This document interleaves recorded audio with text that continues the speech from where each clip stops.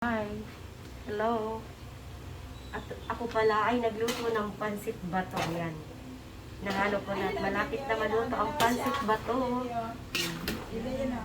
From Bicol to, mga baby love. Thank you sa nagbigay. Si Ana Luna ang nagdala. From Bicol.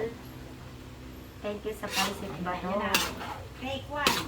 Ayan ang aking pansit bato. Timer. Thank you at maraming makakatikim nito. Si Madam Adele, si Madam JB, bibigyan ko sila. At marami pa akong bibigyan sa pansit bato na to. Kaya niluto ko na. Yung iba, binigay ko na rin kay Ate Madel. Kita nyo? Yan ang pansit bato ko. Yummy-yummy na to mga baby love. O, diba? Ayan ang aking pansit bato. Lalagyan na lang ng konting kalamansi para mas masarap. Pechay.